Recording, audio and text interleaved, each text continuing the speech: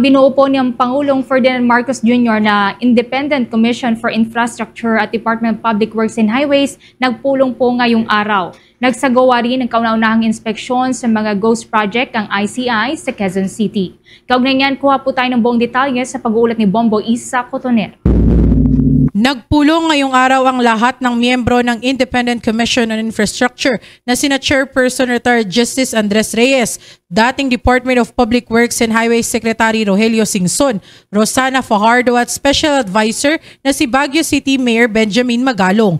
Katuwang nila sa pulong sina DPWH Secretary Vince Dizon at Quezon City Mayor Joy Belmonte upang talakayin ang mahigit 300 questionabling flood control projects sa lungsod. Lumabas sa pulong na ang mga natuklasang substandard o ghost projects ay may magkakaparehong katangian.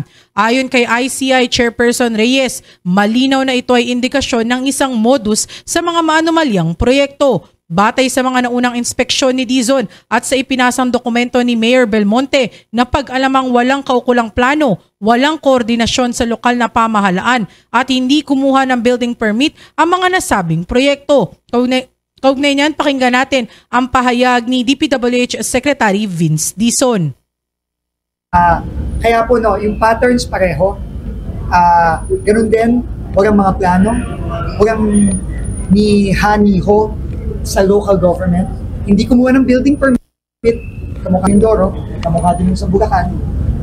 So may nakikita tayong recurring pattern dito o modus. No, yun po ang ginamit na salita ni Justice Reyes at ni Mayor Benji Magalong na mukhang pare-pareho ang modus nitong mga iba't ibang proyektong ito. At hindi po ako magtataka kung ito din ang makikita natin kapag umikot tayo sa ibang lugar. Wala. Opisyal na ulat ng kanilang lungsod hinggil sa 300 anomalous projects. Tiniyak naman ni Dizon na ibeberipika ito ng ahensya at kalaunan ay susumite ng ICI para sa mas malalim na investigasyon. Kasunod ng pagpupulong, nagsagawa rin ng inspeksyon ng komisyon sa ilang flood control projects sa Quezon City gaya ng sa Culiat Creek, Matalahib Creek Pump Station, Mariblo at Santa Cruz Pump Station. Ito ang unang aktwal na inspeksyon ng komisyon mula nang sila ay matatag. Tiniyak ni Chairman Reyes na magtutuloy-tuloy ang ganitong uri ng pagbisita sa mga proyekto upang personal nilang makita ang problema sa flood control system. Kaugnay niyang pakinggan natin muli si DPWH Secretary Vince Dizon. Very, very important. Sabi nga ako ni Bez kanina, we have to see it for ourselves, as a ground.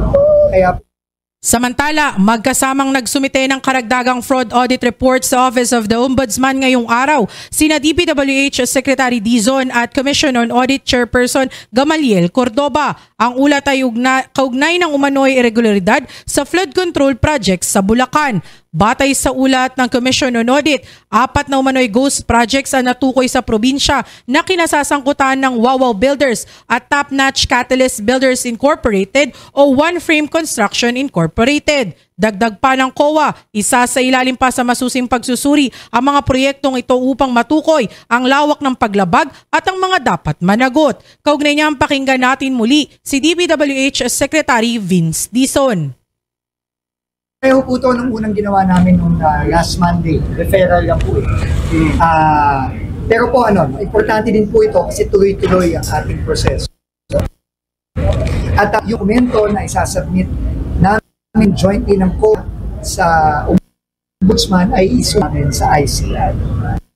So in-inform po si Justice Reyes. Mula sa lungsod ng Quezon, ito si Bombo Isa Cotoner and this is Bombo Radio Philippines, the #1 and most trusted source of news and information.